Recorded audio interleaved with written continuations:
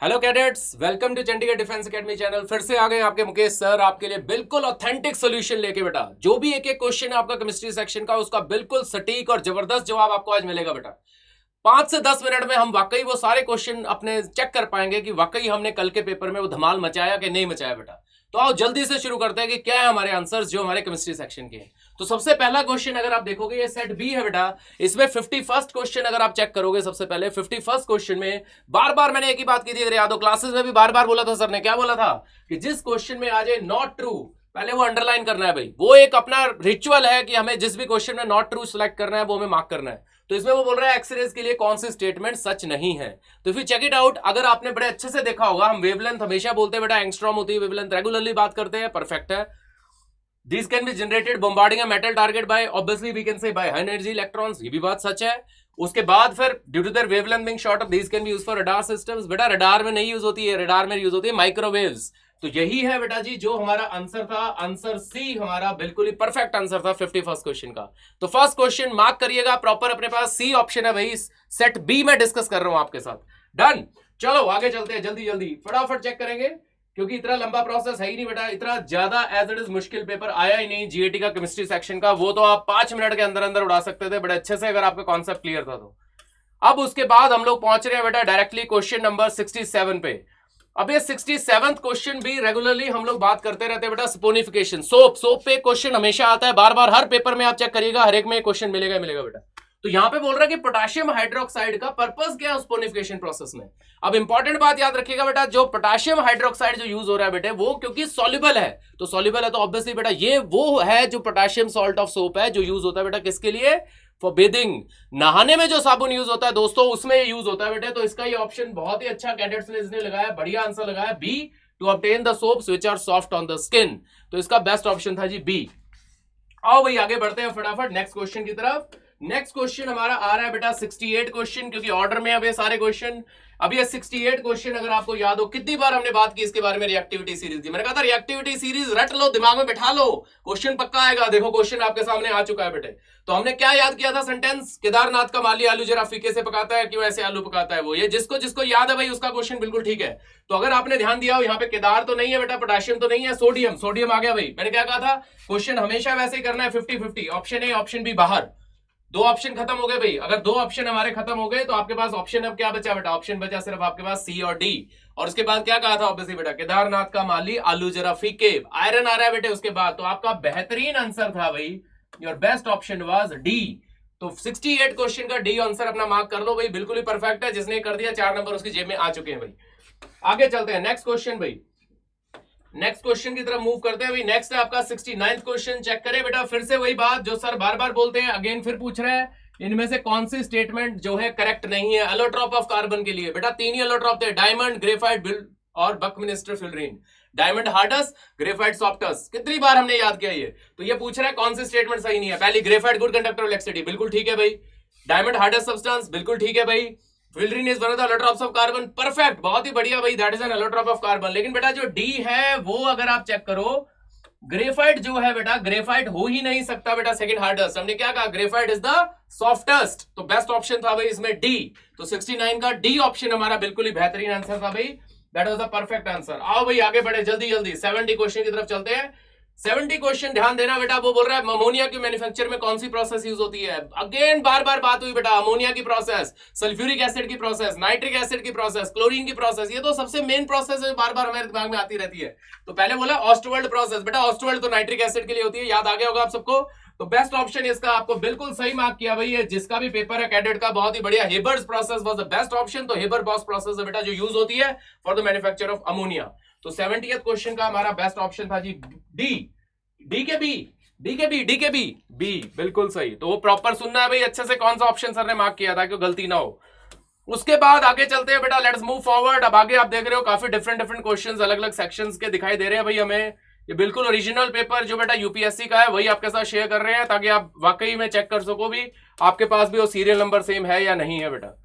उसके बाद आप देखेंगे बेटा हमारा जो क्वेश्चन केमिस्ट्री सेक्शन का है वो आया है ऑलमोस्ट, अगर आप चेक करोगे इसमें सेट बी में, that is almost you can say page number जा चुका हूं भाई, 23 से भी आगे चला गया हूं। ये बेटा इसमें इंग्लिश का ही सारा ये पीडीएफ आपके लिए बनाया गया है ताकि थोड़ा इजीली आपको जल्दी से बताया जा सके। तो जैसे ही हम लोग मूव करते हैं बेटा, if you move on to this question, I think अब हम पहुंचने वाले हैं बेटा अपने क्वेश्चन की तरफ। तो क्वेश्चन हमारे पास आने वाला है, ये सारा फिजिक्स का दिखाई दे रहा है मुझे, जो आपके साथ समित सर डिस्कस करने वाले हैं।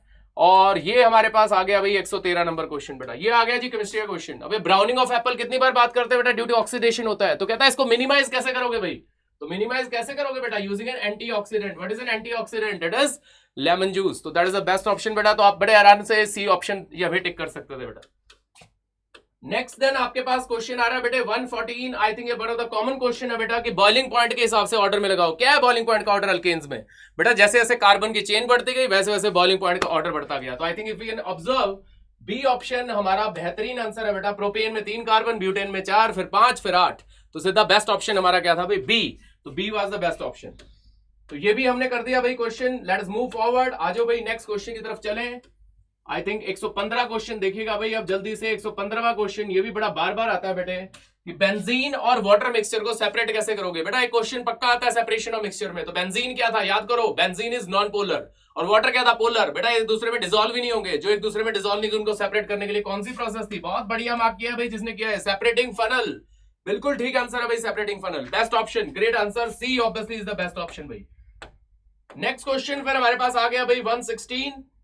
इसमें आप देखिए बेटा, वो कह रहा है कॉपर सल्फेट में अगर आयरन नेल डिप करते हैं तो सॉल्यूशन ब्राउन होता है। ये क्वेश्चन तो हमने बार बार किया बेटा, कंटेंट में सारे क्वेश्चन छिपे पड़े हैं बेटा अगर आप चेक करोगे तो। और इसमें हम देखेंगे बेटा इसमें कौन सा रिएक्शन था भाई। आई थिंक बेटा the best reaction is displacement reaction, क्योंकि एक्टिविटी सीरीज में पढ़ा था भाई आयरन जो है वो कॉपर से ज्यादा रिएक्टिव है, तो वो उसको डिस्प्लेस कर देगा। दैट्स इट, इतनी सी बात थी। ये भी क्वेश्चन हमारा हो गया भाई। नेक्स्ट देन मूव करें बेटा 117 क्वेश्चन की तरफ। बेटा ये क्वेश्चन भी आप लोगों ने बहुत बार बार पढ़ा है। इनमें से किस में हम लोग कर्ड को नहीं रख सकते?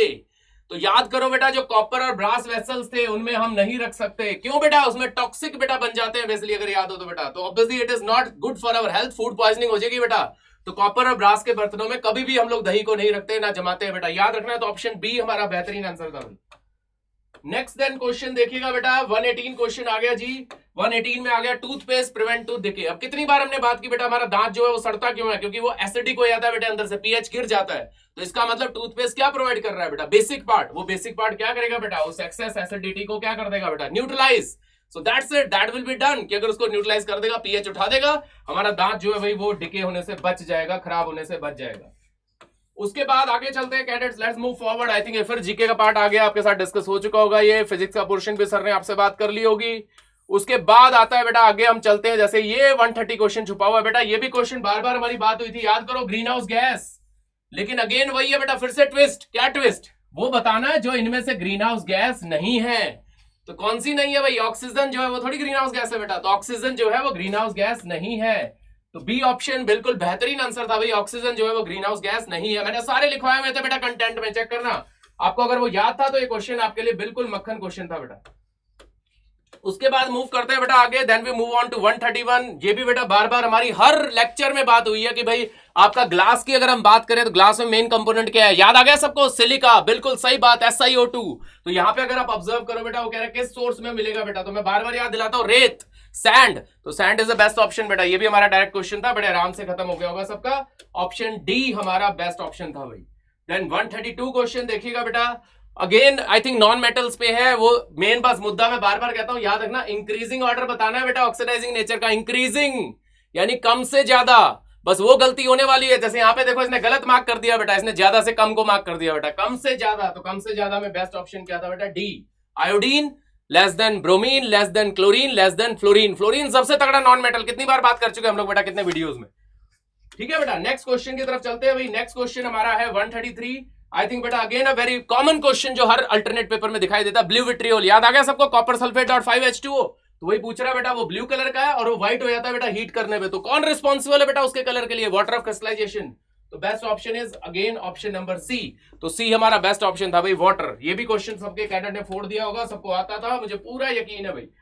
उसके बाद आ गया बेटे 134 क्वेश्चन। अब ये याद हो, equal volume of all gases contain equal number of molecules. उसने मॉलिक्यूल्स की जगह थोड़ा सा लिख दिया पार्टिकल। क्या बोला सर ने? मॉलिक्यूल्स, आयंस, पार्टिकल्स, एटम्स, सब एक ही चीज है यार, टेंशन नहीं लेनी। तो डायरेक्टली किसने लॉ दिया था बेटा? This law was given by Avogadro hypothesis. तो ये भी हमारा क्वेश्चन बेटा डायरेक्टली था, जिसको हम लोग विद इन सेकंड उड़ा सकते थे। नेक्स्ट उसके बाद हमारे पास आ गया बेटा, अगर हम पिक करें दैट इज 135 क्वेश्चन। भाई ये क्वेश्चन नया था, अच्छा क्वेश्चन था भाई, ये न्यू क्वेश्चन था अगर हम देखें तो। लेकिन जिसको फिजिकल और केमिकल प्रोसेस के बारे में अच्छे से पता था बेटे, उसके लिए क्वेश्चन पुराना हो गया। क्यों हो गया बेटे? कितना कॉमन क्वेश्चन है, एयर बैग्स यूज होते हैं बेटा हमारे व्हीकल्स में, है ना, फॉर अवर सेफ्टी। तो उसमें बेटा वो साफ कह रहा है कि जो वॉल्यूम चेंज होता है इंपैक्ट होने पे, उसमें कौन सा केमिकल कन्वर्जन हो रहा है बेटा। क्या वो सॉलिड कार्बन डाइऑक्साइड हो सकता है? नहीं हो सकता बेटे, याद करो। हमने बार बार बोला ड्रीकोल्ड, कार्डस, that is used as a refrigerant, वो नहीं यूज होता बेटे। और ये carbon dioxide into carbon monoxide, ये भी नहीं बन रहा। इसी तरह sudden conversion of carbon dioxide into carbon oxide, ये भी नहीं बन रहा। तो बेटा अगर एलिमिनेशन याद रखते तुम लोग, तो इसका बेस्ट ऑप्शन देते कि सोडियम अजाइड जो है बेटा वो नाइट्रोजन गैस में कन्वर्ट होता है। तो ये भी एक केमिकल प्रोसेस था। ये क्वेश्चन अच्छा था भाई, ये बढ़िया क्वेश्चन था, जिसने कर दिया भाई 4 नंबर ले गया ऊपर वो अपने। अगर उसने आराम से फिजिकल और केमिकल प्रॉपर्टीज वाला चैप्टर अच्छे से सुना था तो। उसके बाद आई थिंक बेटा अगर आप ऑब्जर्व कर रहे हो, मुझे लग रहा है आई थिंक मोस्ट प्रॉब्ली शायद ही कोई क्वेश्चन आगे बचा है। फिर भी एक बार वेरीफाई कर लेते हैं भाई जल्दी से, कोई क्वेश्चन ऐसा ना हो जो लास्ट में कोई छुपा हो। नहीं बेटा कोई क्वेश्चन नहीं है। I think all sections, all questions of chemistry are done. आप अगर 5 या 10 मिनट भी अगर अच्छे से बेटा कर लेते हैं इसको, हिस्से को ध्यान से, बिना किसी टेंशन के, आपके सारे नंबर बेटा आपकी जेब में होते आज, और केमिस्ट्री आप वाकई जबरदस्त कर पाते हैं। अब हमेशा की तरह सर बाद में फिर कहेंगे, अगर जाना है एनडीए के थ्रू तो एक ही रास्ता है दोस्तों, कौन सा? Through CDA.